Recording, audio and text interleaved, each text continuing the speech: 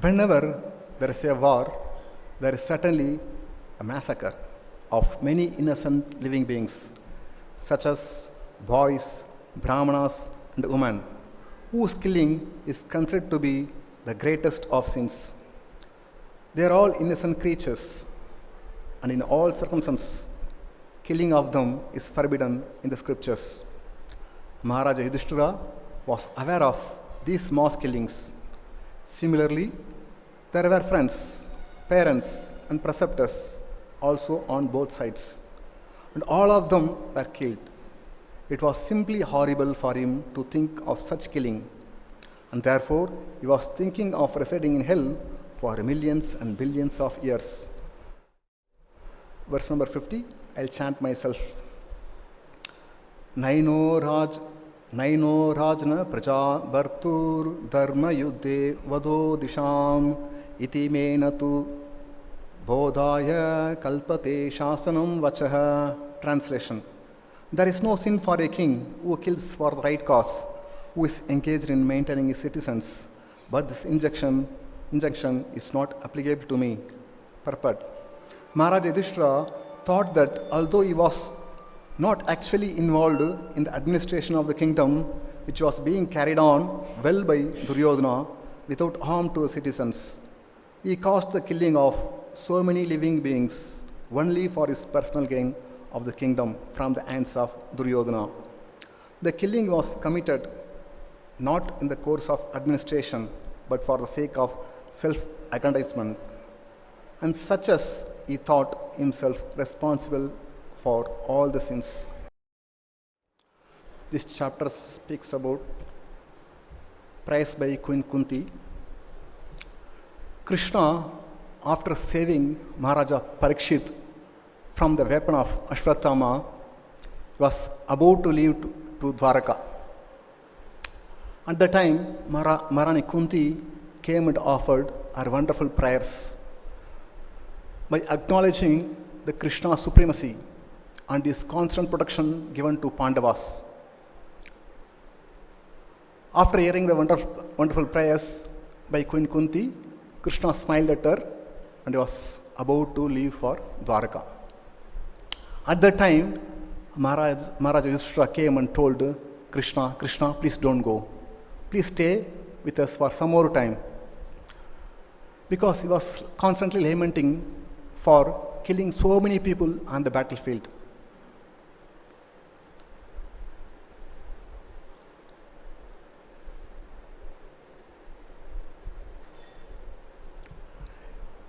Yudhishthira was very much aggrieved and pained for killing so many children, preceptors, friends on the battlefield.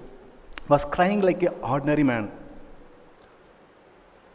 Why he was crying like an ordinary man? Although he knew the principles of dharma, but still he was put in illusion. And he said, see my cruel nature, see my heart which is full of ignorance. This body is meant for protecting all other people. Instead of protecting, this body caused killing of so many people. I have killed the boys, friends, relatives, preceptors, parents, so many people unnecessarily. For what purpose? Just for the sake of gaining kingdom. And he says, there is no sin for a king who kills people during his administration. When the king rules, there are so many rooks and thieves will be there. He has to kill the people to maintain the law and order. When he kills, there is no sin on the part of the king because he is ruling the world. But Yudhishthira says, this injunction is not applicable for me because I am not the king. He felt himself that he is not the king. Only king can kill people, not the person who is not in the post, not one who is not ruling. He cannot kill the people. He has no right to kill the people. Yudhishthira was ruling the world nicely. He was taking care of subject nicely without harming anybody.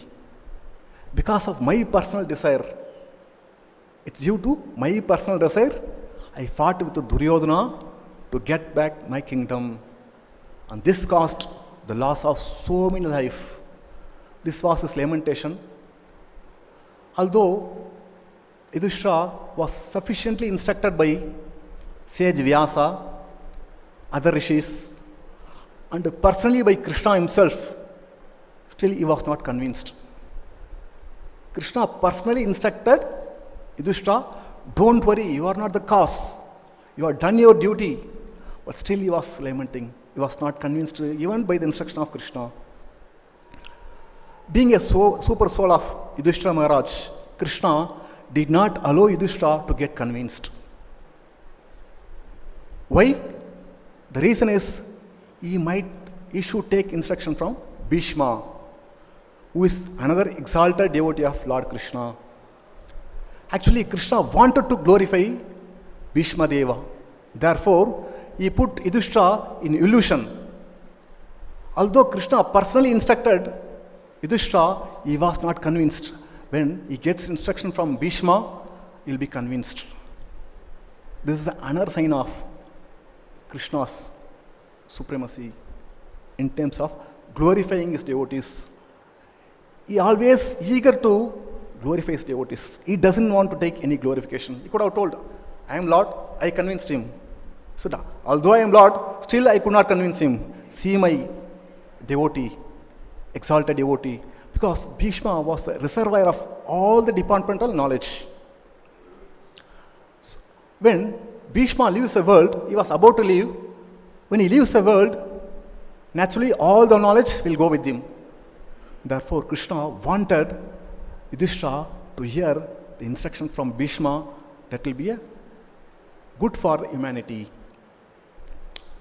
Although, in principle, Kshatriya has to fight with his enemies, regardless of his position. Whether he is Kshatriya, a king or not a king. He has to fight with his own brothers, fathers, guru. It does not matter. For right cause, a Kshatriya has to fight. While executing such a duties, he should not be disturbed by killing of the enemies. These are the instructions. Although Yudhishthira knew this instruction very well, by killing the enemies is not the sinner. The activity is not sinful.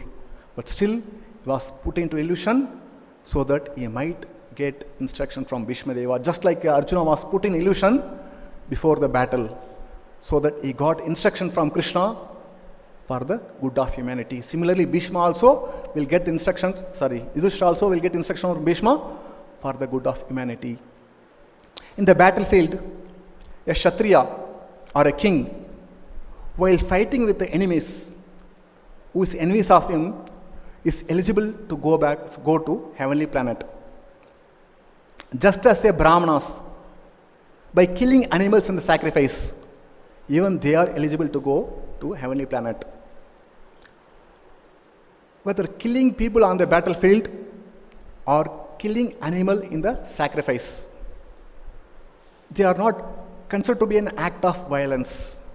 Generally, when we kill an animal or when we shoot or kill somebody, it's a violence. But when Kshatriyas performed in accordance with the religious principles, these are not considered to be act of violence. The living animal killed in the sacrifice gets a human form of life immediately without undergoing the gradual evolutionary process from one body to another body. Otherwise, the animal has to go from one form to another form. It takes so many years to get human form of life. But the animal killed in the sacrifice immediately gets human form of life. When we kill an animal for enjoying our tongue, the animal will not get human form of life. Again, it has to get the same form of life to complete its period. But whereas the same animal is killed in the sacrifice, immediately it gets a human form of life, which will enable to go back home, back to Godhead. So, killing an animal or killing the people on the battlefield, both are good. There is no harm at all if it's followed in accordance with religious principles. There are two kinds of specific duty for everyone. It's called Swadharma. As long as one is not liberated, one's swadharma, his specific duty is to follow varnashrama dharma. That is, everyone has got a specific duty. As long as one is not liberated, he has to follow the rules, he has to perform his duty according to the body that he had obtained from the modes of material nature. He may have the quality of a Brahmana or Kshatriya or Vaishya or Shudra. He has to perform his duty. When one is liberated, his specific duty is called spiritual duty. He has to engage in the service of Lord Krishna. So when we are not liberated, we have to follow varnashrama dharma system. A Brahmana, Kshatriya, Vaishya, Shudra, everyone has got specific duties. Such duties are unavoidable. Therefore, it is said the human life begins with the varnashrama dharma. Therefore, Krishna says in Bhagavad Gita, Chaturvarnyu maya srishtam gunakarma vibhagashaha. I created these 4 kinds of varna, Brahmana, Kshatriya, Vaishya, Shudra, according to guna and karma, according to the qualities and the nature of work they perform, not by janma and karma. Krishna clearly says, according to quality, I have created this 4 social order. So, it is said in the Vishnu Purana, Varnashma Charvata Purushena Parapuman Vishnur Arade Panta Nanyat Tatosha Karanam. The Supreme Personality of God, Lord Vishnu, is worshipped by proper execution of Varna and Ashrama. There is no other way to satisfy Lord Vishnu. There is no other way to satisfy Lord Vishnu.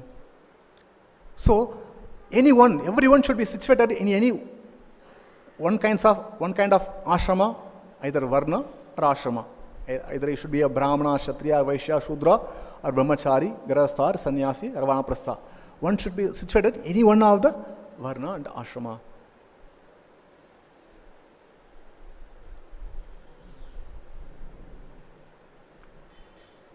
Krishna explains in the 18th chapter about Varnashrama Dharma, the specific qualities of Brahmana, Kshatriya, Vaishya and Shudra.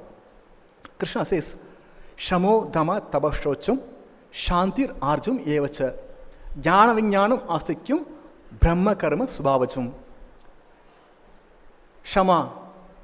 Shama means peace, peacefulness. Damaha, self-control. Tabaha, austerity. Shaucham, cleanliness. Arjavam, honesty. Shanti, tolerance. Jnanam, knowledge. Vijnanam, practical knowledge. Astikyam, religiousness.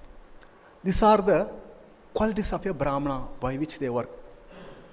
Apart from that, a Brahmana is satisfied always, in all situations, is always truthful, and he has got the qualities of forgiveness. These are the humility is a quality of a Brahmana. So, Brahmana is always satisfied. Once there was a Brahmana, he was poverty-stricken. He doesn't have any money. He had students. Used to teach Vedas to students.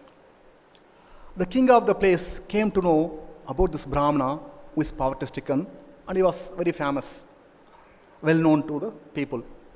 The king came to a Brahmana and he asked, my dear Brahmana, how can I help you?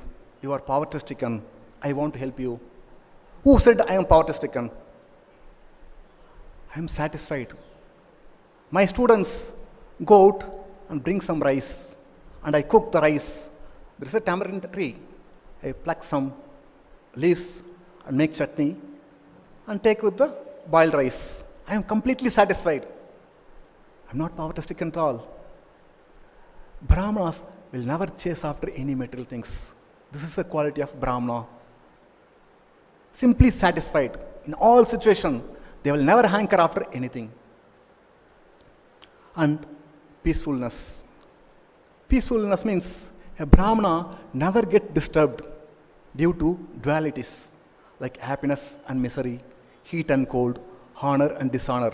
He never gets disturbed due to these dualities. one should not be carried away the so-called material happiness and distress, because it will come on its own accord. Therefore, Narada Muni says, Tasyaiva hetu prayateda kovito nallabhye yad brahmatam upariyata tallabhyate sukhavat dukhavat sukham kalena sarvatra gabhira ramasa. He says, Narada Muni says, one who is kovita, intelligent. Kovita means one who is intelligent, one who can discriminate between the reality and falsity, and one who is philosophically inclined. Such kind of people should endeavor only for the purposeful end, which is not obtainable by wandering from Brahmaloka to Pataloka. Even if you go to Brahmaloka, we have to undergo the four miseries: Janma Mritu, Jara Vyadhi, Dukkha Doshanam, Darshanam. Therefore, Narada Muni says, one should seek out the place where there is no misery, where there is the eternal life, there is full of bliss. One should endeavor only for that point. After having gone, should not return to this place. As far as this enjoyment, material happiness, sense enjoyment is concerned, happiness comes on its own accord, just like misery comes on its own accord without any invitation. Nobody goes to temple and prays to Lord that my son is going to office, let him die in accident. Nobody prays to Lord, I am going out of station, let robbers can come and loot my house. Nobody expects that my business should fail. Nobody expects, but everything comes. Naturally, misery comes on its own accord. So when the misery comes on its own accord, naturally happiness also will come. Therefore, no need to chase after happiness. People think, if I get money, I'll be happy. If I get a beautiful wife, I'll be happy. It's a wrong principle. Happiness will come on its own accord, just as misery comes. Therefore, one should not be carried away by the so-called happiness and misery. Next is self-control. Damaha. Self-control. A Brahmana must have the quality of self-control. If simply controls senses, enough. Even if it does nothing, the first and foremost quality of a Brahmana should control senses. Even if it doesn't do anything, if he controls senses and study Vedic literature, then is qualified to be a Brahmana. On the other hand, if a Brahmana, due to learning, he becomes proud and start criticizing others, blaming others, insulting others, he becomes degraded. He will not achieve the exalted destination after death. Therefore, one should never criticize others. One should never blame others. Simply blaming, criticizing others, we become fallen. We will not achieve exalted destination after our death. This is called self-control. One has to control his senses. Shama, Dhamma, Tapaha, austerity.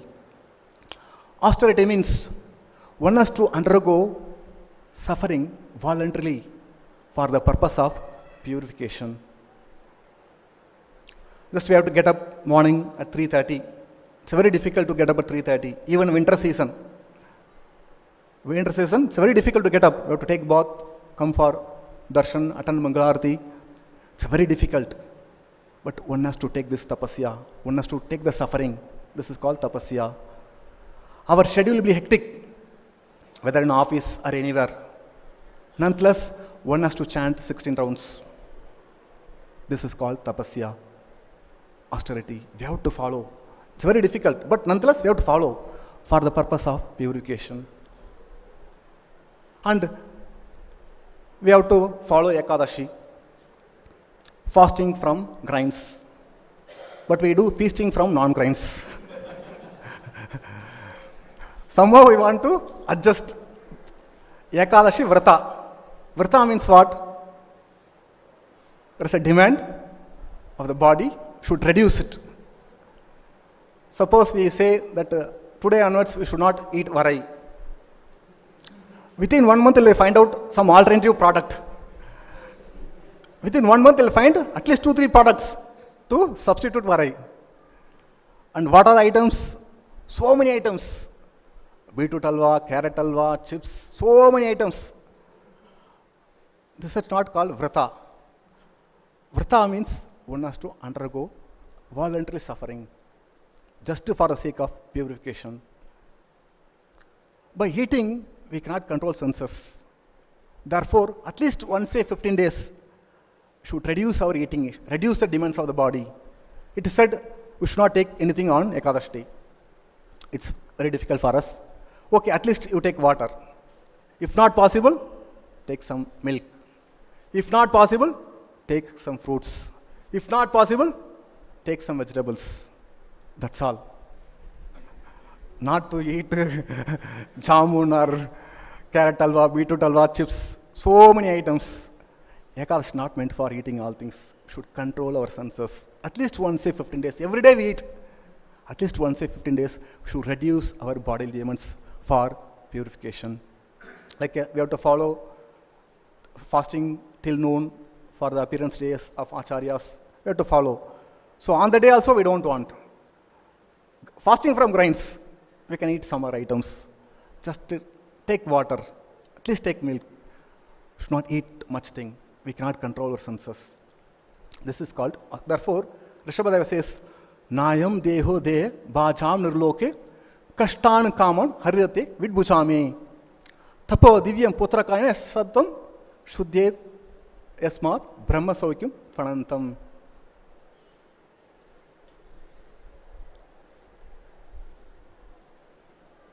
Now Rishabhadeva says, of all the living entities who have accepted these material bodies, all the jivas who have accepted the material bodies, particularly one who has been awarded the human form of life, should not work day, night for the sake of sense gratification.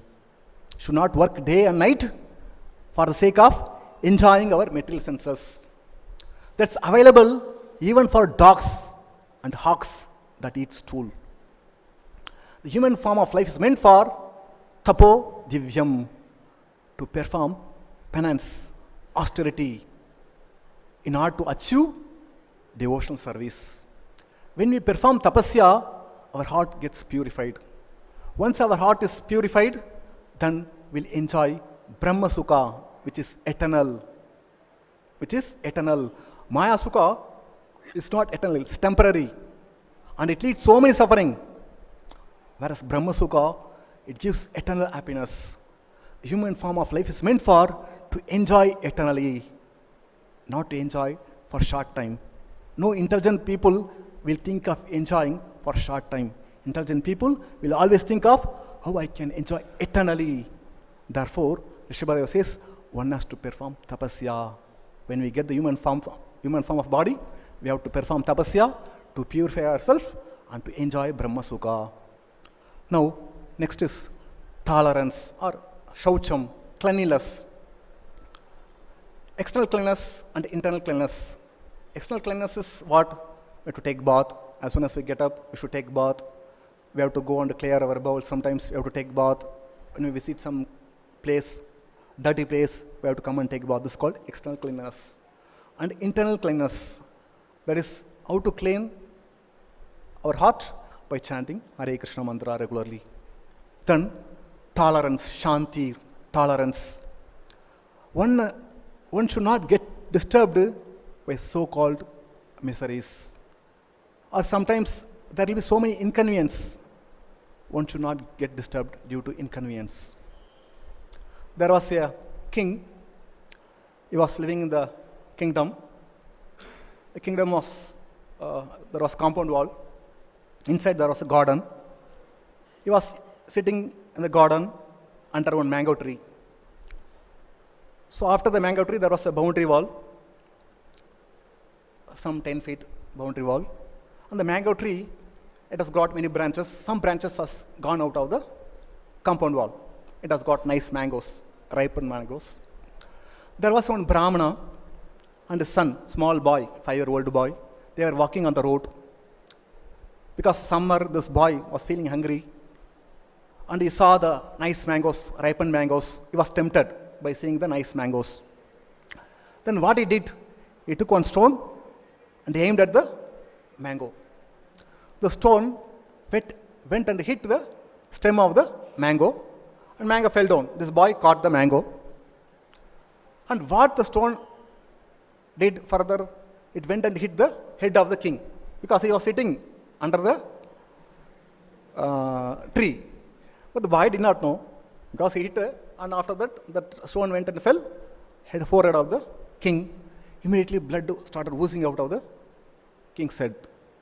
And the servant was shocked to see this. Immediately they went out and saw the Brahmana and the son. The Brahmana boy was having mango in hand, and they caught the Brahmana and son, and brought in front of king, and told king, please give the punishment. The king's on forehead's blood was still coming. He saw the boy and was very full of anxious. Brahmana and boy, they were thinking that what king will give punishment.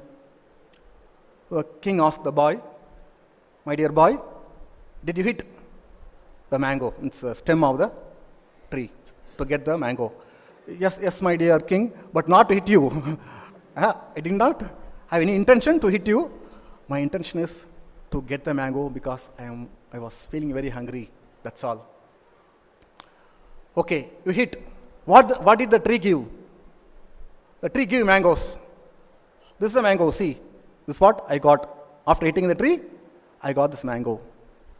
Then king ordered the servant, my dear servants, release this Brahmana and the son. Go and get 1,000 gold coins and give to them. The servants were stunned. They could not understand. They were expecting that king should give big punishment for the boy who hit the king's forehead. But to their expectation, different answer came from the mouth of the king. So they brought the gold coins and gave to the boy. The king understood the mood of servants. Then he told the servants, the boy hit the tree. What did the tree give? Mango. After all, it's a tree. If a tree can give the mango after getting hit, I am the king. I should give much more than the tree.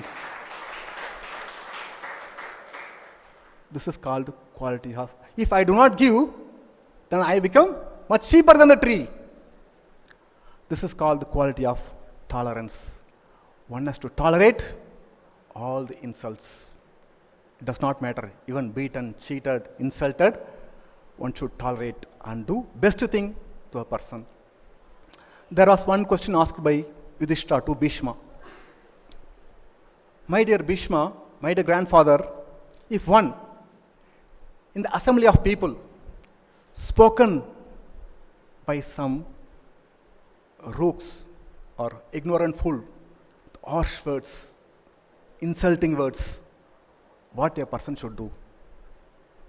What a person should respond if he's spoken, if he's insulted in front of so many people with harsh words by ignorant fool, what this person should respond?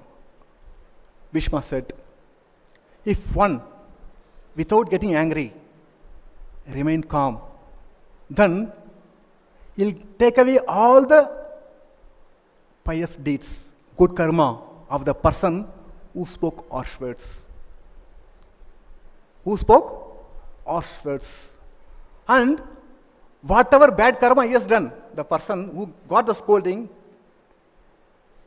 whatever bad karma he has done in his life, he will transfer everything to the person who abused. Just by remaining calm, without getting agitated, without responding, simply by keeping quiet, he acquires all the good karma of the person and transfers all the bad karma to the abuser. After all, is a fool. Person who abused is a fool, ignorant person. What is the value of his praise or blame? It has no value. Just by simply keeping quiet, we get everything good and give everything bad. This is the quality of forgiveness. One has to, tolerance. One has to tolerate even if he is insulted, chastised, scolded by ignorant people. By doing this, he gains more and bank balance become more and more. And next is humility. Humility means one should not be anxious to receive honor from others. Rather, he gives all the respect, due respect to everyone. But one should never expect any honor from anybody. Although he is a learned person, still should not expect any honor from others. This is called humility. Humility is called ornament of knowledge. And next is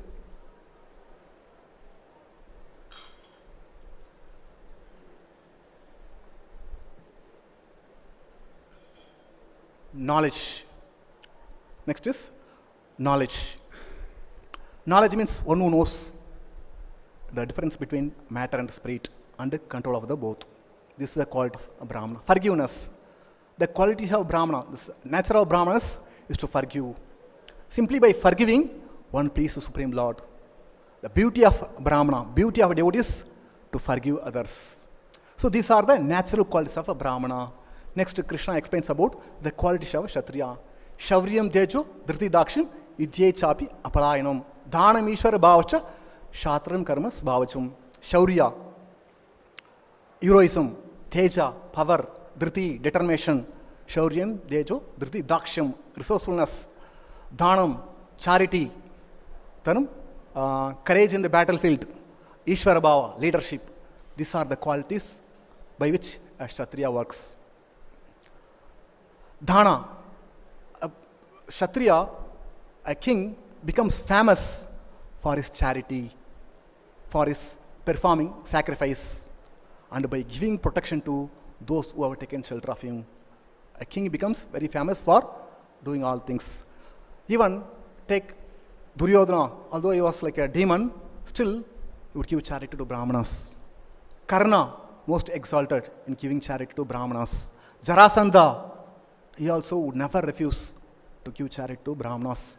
Even though Karna knew very well that if he gives his armor, his earring, he will be killed. Still, he gave to Indra, who came in the guise of Brahmana. He is ready to sacrifice anything. Kshatriya will be ready to sacrifice anything just to give charity to Brahmana. The first and foremost qualities of king, a Kshatriya, is he should be the devotee of Lord Krishna. And he should be a worshipper of Lord Brahmanas.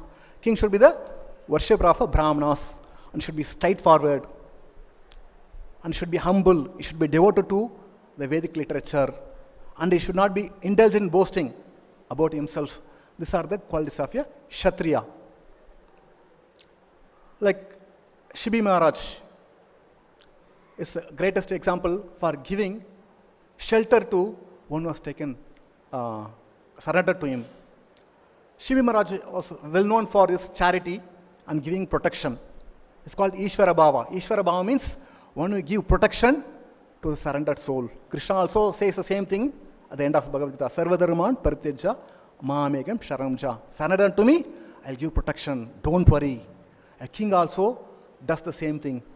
They want to test Lord Indra, want to test Agni and Indra, demigods want to test the quality, charity of Shivi Maharaj. So, Indra assumed the form of eagle and Agni assumed the form of pigeon. So, then Indra started chasing the form of eagle, started chasing pigeon. So, Shivi Maharaj was there. That pigeon came and took shelter of Shivi Maharaj. Eagle came and it wants to eat the pigeon. Then king said, no, you should not. You should not kill because it has taken shelter of me. It's my duty to give protection to the pigeon. No, it's my ordained food. It's created for me to eat. I can't eat anything. I won't eat this only. This is my ordained food. No. Please don't eat because it has taken shelter of me. I'll give anything, whatever you ask. I'll give so much meat, some other meat, but don't ask this because it's my duty to give protection. Okay, I'll agree. Provided if you give your flesh equal to the weight of pigeon. Shibi agreed. Then he brought the balance, kept pigeon one side and cut the flesh from his thigh and kept on the scale. Miraculously, the pigeon weight was more. It was less only. The flesh of his king, less. Again he cut. Then cut one more leg. Kept still the way of pigeons more. Then finally he sat himself on the scale. He's ready to give his whole body to eagle because he is committed. He wants to give protection to the pigeon. This is the quality of Kshatriya, to give protection to one who has taken shelter. Then Indra and Agni, they assumed their original form. They were very pleased and gave back that normal form to King Shibi. So the quality of king is to give protection to one who has taken shelter of him. This is the quality of Kshatriya. And he should be truthful, should never lie. Even sometimes battle, the Mahabharata battle, when Bhishma prepared arrows to kill Pandavas, Krishna told Arjuna to get back the 5 arrows. The moment Arjuna went to Duryodhana, he asked, my dear friend, please come. What do you want? You want a kingdom, half of the kingdom or full kingdom? I don't want anything. I want the arrows prepared by Bhishma. Simply handed over. Because he kept the word. Because he gave the boon to Arjuna once upon a time. He kept his word truthful. It's the quality of Kshatriya. Of course, he has done a lot of mistakes also. Even those kings always follow truthfulness. So, these are the qualities of Kshatriya by which they will work. A king, if he protects his subject sincerely, he receives 1/4 merit that the citizens achieved through studying Vedas, performing sacrifice, giving charity, worshipping demigods. Simply by protecting the subject, the citizens, a king automatically gets 1/4 merit of all the good things, good karma. On the other hand, if the king does not give protection to the citizens, then he will get 1/4 of the reaction. Whatever they commit sinful activity, if they loot some 1 crore, king will get sinful reaction for looting 25 lakhs. If they murder, kill 1,000 people, although king has not done, if the people, rooks and thieves, kills people, 1,000 people, the king will get a reaction for 250 people. Just imagine. So nowadays, the so-called politicians, they do not know the rules and regulations of the Kshatriya's duties. Somehow, by hook and crook, they come to the power. The only business is what? They loot, and they don't give protection. Of course, not all the people. There are some genuine people also are there. But they do not know the laws. And they are preparing a royal road to go to hell. If they do not give protection, then they have to incur the sinful reaction for all the bad things what's happening. Just imagine, in the Kali Yuga, only bad things are happening. If he gives protection, then he gets good karma. So Kshatriya life is either he can go to heavenly planet, enjoy for millions of years, or he'll go to hell and suffer millions of years by not giving protection. This is the quality of Kshatriya. So modern people, they do not know, due to the false ego, simply they'll tell, go and drop nuclear bomb, neighboring country. They do not know. Simply by dropping the nuclear bombs, it kills all innocent creatures, like boys, brahmanas, old age people, women, cows, domestic animals. These are considered to be innocent creatures. By killing the innocent living being, one will have to go to hell and suffer millions of years. These politicians, they do not know the fact. Therefore, they are preparing a royal road to go to hell, to live there and suffer. On the other hand, if a Kshatriya kills millions of people on the battlefield, is not affected by any sinful reaction. Even though he kills millions of people on the battlefield, he is never affected by any sinful reaction. Krishna says in Bhagavad Gita, Shreyanu Sadarumo Viguna Pararumat Svanishidat Subhava Netam Karma Kurvan Napruni Kilbisham. He says, one should not accept, one should do his duty. What's prescribed duty, one has to do, even though if he does imperfectly, it does not matter. Instead of taking another man's duty, doing it perfectly. prescribed duties, by performing prescribed duties, one is not affected by sinful reaction. Although Kshatriya kills, a Brahmana kills an animal in the sacrifice, a businessman cheats people for profit, of course it is recommended a Vaishya businessman can take 14% profit. For that he can tell lie to get 14%. He will tell, sir, you are my regular customer, I do not take any profit. On price I am giving. If he does not say, if he says exact price, then people will not purchase. Somehow he has to cheat, he has to maintain. But if he sells product more than 14%, then you will get a sinful reaction for that. So these are the duties of the different people. By performing one's prescribed duty, one never gets any reaction, means sinful reaction. So, Yudhishthira knew all things. Even then, he was worrying for the purpose that he can get instruction from Bhishma. Yesterday was Akshaya Tritiya. I would like to say a few things.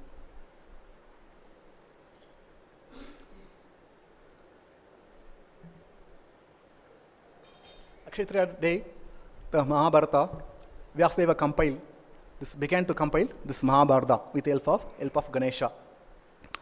It's a very auspicious day. Whatever we do the work, one can attain success, one can prosper.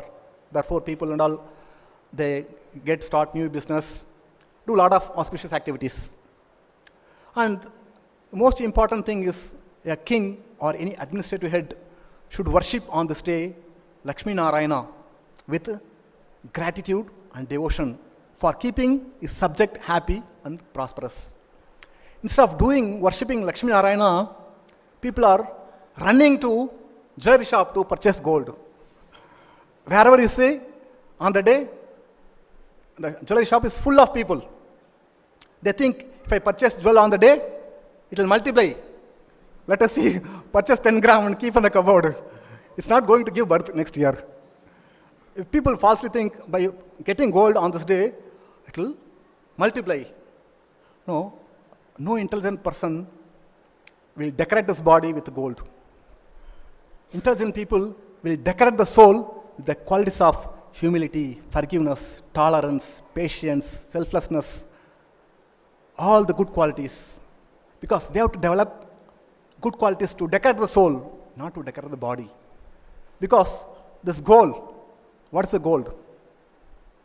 Once Parikshit Maharaj was going on a tour, he happened to meet Kalipurusha.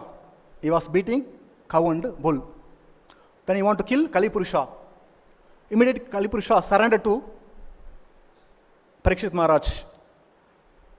Parikshit Maharaj, please give me some place. You are the king to reside. You are the king, give me some place to reside.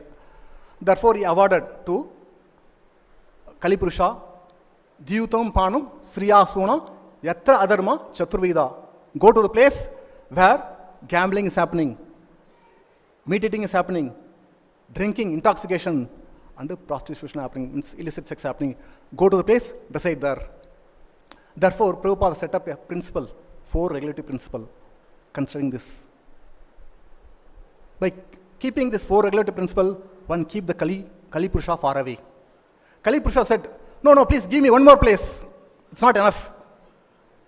Then Parikshit Maharaj said, please go and reside in gold. Go, take shelter of gold. Wherever there is a gold, there is falsity, lust, greed, all things are there. So, when we purchase gold, we invite Kalipurusha to our home. When we develop the serving attitude to devotees, practicing humility, forgiveness, we invite Krishna. So what we are supposed to do? Should invite Krishna by developing serving attitude to devotees and forgiveness, tolerance, all the qualities. And one more thing happened on this day, Akshaya Tritiya day, that is the appearance day of Lord Parashurama. Lord Parashurama appeared on this Akshaya Tritiya day. Whenever the earth is overburdened by the activity of sinful kings or sinful people, Lord will come to finish them off. Yada yada dharmasya glanir bhavati bharata.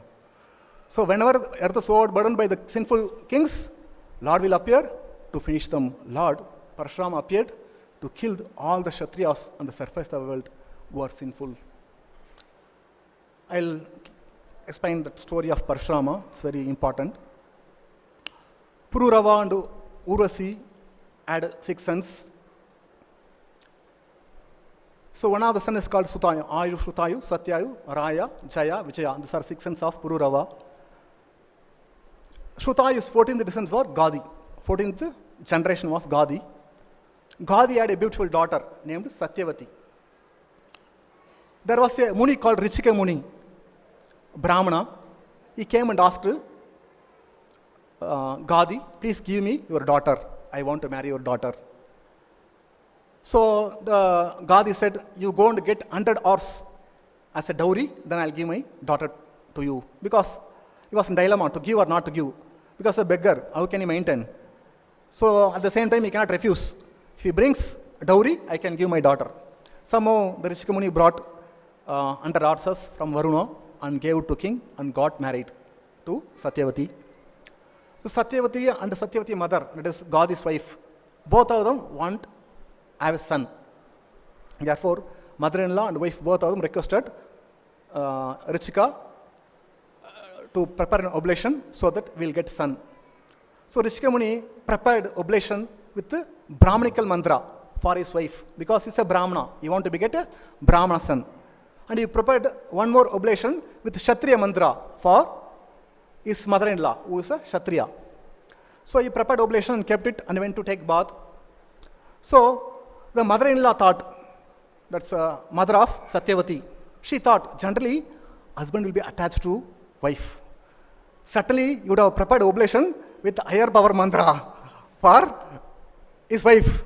For me, anyway, mother-in-law, he will prepare with less potency. That oblation will be less potency. So she told to her daughter, you take mine, I'll take yours. Both of them extended and had oblation, ate it. Then Rishika Muni came back and Satyavati went and explained, my mother took my oblation and I took her oblation.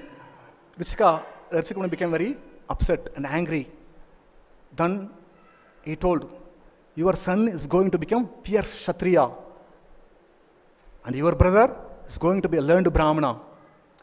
After hearing this, she was filled with full of anxiety. Somehow she went appeased and begged forgiveness from Rishika Muni. Okay, your son will not become fierce Kshatriya. Your grandson will become fierce Kshatriya. Somehow she got relieved. Okay, my son at least a Brahmana. My grandson will be a Kshatriya. After that, they begot, both of them, means a wife begot Jamadagni. Then later Jamadagni got married to Renuka, daughter of Renu. They begot many sons. Eldest son was Vasuman, the youngest son was Parashurama. Once there was a king, powerful king, named Kartavirya Arjuna. He received 1,000 alms from Dattatreya by worshipping Dattatreya. And also he received unobstructed power, fame, strength, beauty, and he achieved all mystic perfection by performing mystic yoga. And he was wandering on the earth without any opposition. He was very powerful Kshatriya. Once he was taking bath in the Narmada along with girls, beautiful girls. He had want to display his heroism. All the girls were there. So he had 1,000 arms. So he pushed the river just like this. And the water started flowing opposite direction. At the place, Ravana put him in camp. And the camp was washed away by this water. Ravana became very angry. He came to Kartavirya Arjuna. He started scolding in front of women. Kartavirya Arjuna was so powerful, simply captured Ravana and put him. After that, carelessly, okay, go. Don't wag your tail. Next time, wag your tail, I'll cut. Released. Don't come back here. Just carelessly released. That was the power of Kartavirya Arjuna. The Kartavirya Arjuna, once he was roaming in the forest, he happened to come to the hermitage of Jamadagni. Jamadagni received Kartavirya Arjuna along with his servants ministers, and he provided all the necessities to Kartavirya Arjuna because he had a Kamadhenu. With the help of Kamadhenu, he could satisfy all the guests. After that, the king was surprised. What is this? This person is richer than me. Although I am king, this person is richer than me because he possesses Kamadhenu. So he told servants, loot it. Let us take to our place. So servants and all looted Kamadhenu along with the calf. Taken to the capital. So Parashurama came and the father explained, this person came and served him. For this, he has taken Kamadhenu. So Parashurama got very angry and took his chopper and shield and bow and arrow, mounted on chariot, and started chasing Kartavirya Arjuna. Kartavirya Arjuna sent 17 Akshoni soldiers, just imagine, to check Parashurama. In Mahabharata war, total 18 Akshoni soldiers. Here Kartavirya Arjuna sent 17 Akshoni soldiers to check Parashurama. Parashurama single-handedly killed all the soldiers of 17 Akshonis. By seeing the reversals, Kartavirya Arjuna, he personally entered battlefield.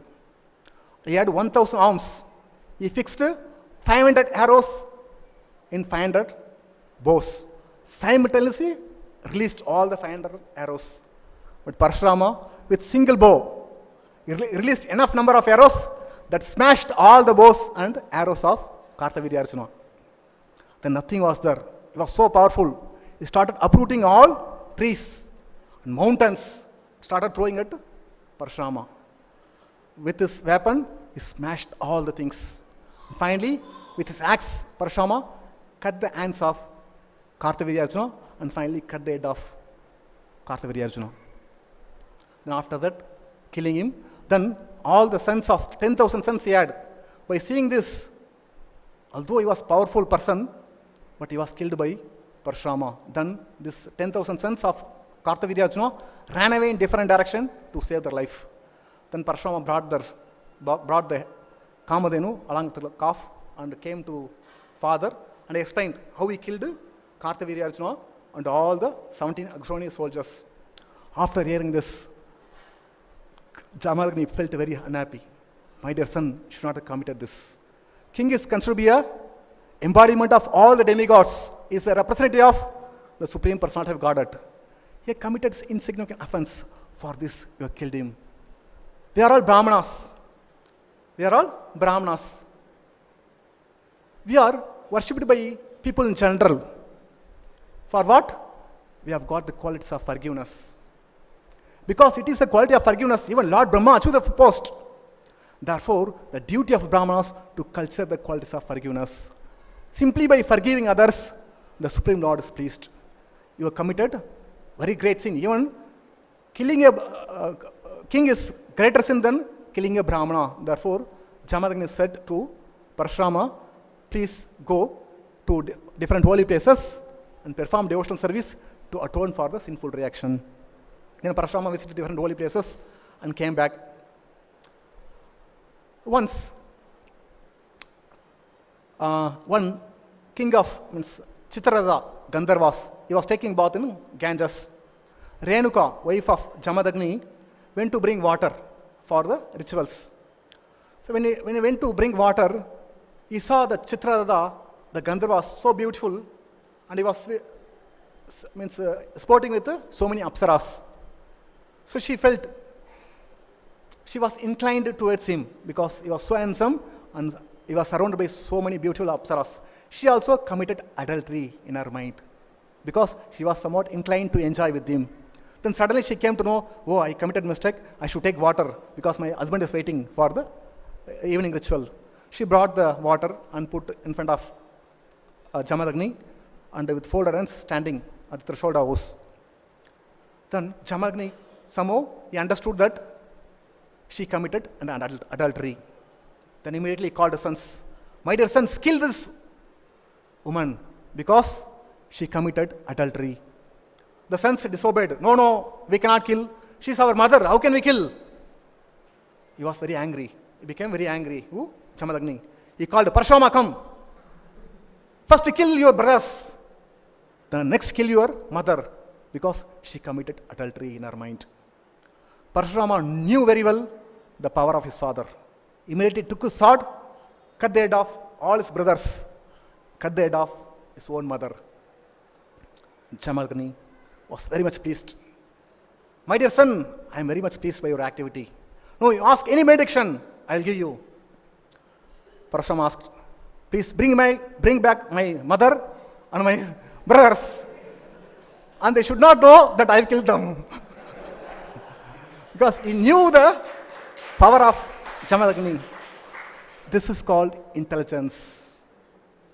When spiritual master orders jump from the 10th floor, should simply jump. When Krishna gives order, should do it immediately without thinking, because there is a purpose behind it. So, then came back, they are normal. But the sons of Kartavidya Arjuna, they are sleepless, they never attain peace, because they are always thinking of how their father was killed by Kartavidya Arjuna. They want to take revenge against Parashurama. So once Parashurama and the brothers and all went to forest, they came, the sons of Kartavidya Arjuna came to the ashram of Jamadagni. He was meditating on Lord Vishnu. Then they took the opportunity, they want to kill. So wife saw Renuka, she came and begged, please don't kill my husband, please don't kill my husband. These people could not hear anything. Simply, they cut the head of Jamadagni and went to the capital, Mahishmati. Then Renuka started crying, Rama, Rama, please come, please come. Then Parashurama could hear the voice of his mother. Immediately, his brother and he rushed to home and saw the dead body of his father. Then he told his brothers, take care of the body. Now, having decided, he want to put end to all the Kshatriyas on the surface of the world. He took his weapon and went to the capital, Mahishmati. Then there was a great battle between sons of Kartavirya Arjuna and Parashurama. Parashurama killed all the sons of Kartavirya Arjuna on the place called Samanta Panchaka. He created 9 lakes with the bloods of Kshatriyas. So Parashurama came to kill all the sinful Kshatriyas on the plea of retaliating for his father's murder. After killing all the people, Parashurama took the head of his father, went to his home and joined the body with the head and placed on the kushagras, and he performed sacrifice, and by his sacrifice he brought back the life of his father Jamadagni. And after that, Jamadagni became one of the 7 Sabda Rishis. Even Parashurama is living in the place called Mahendra Parvata. It's in Orissa. Still is living as an intelligent Brahmana. He'll become one of the Sabda Rishis in the next Manvantara. So, just like Parashurama appeared to kill all the sinful Kshatriyas on the surface of the world, even Krishna appeared to kill all the sinful Kshatriyas on the surface of the world. Krishna killed the Kshatriyas through Pandavas on the plea of this great Mahabharata war. Of course, Yudhishthira was not cause of anything. What had happened? Krishna wanted to remove this unwanted burden on the surface of the earth. Therefore, Krishna used the Pandavas to fight against all the Kshatriyas. Although Yudhishthira Maharaj did not do anything, still he took the blame, complete blame for killing all the people. And he gave credit to Krishna for gaining kingdom. You see, a leader means he takes a blame, something goes wrong, and give credit to subordinate and the Supreme Lord. What we do? We do opposite. Whenever goes something right, we take credit that I have done.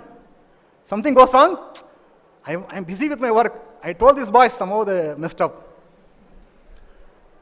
So you see the Yudhishthira Maharaj, exalted quality. He took all the blame, although he was not the cause of killing all the people. But still he took blame for killing all the people and gave credit to Krishna for gaining the kingdom.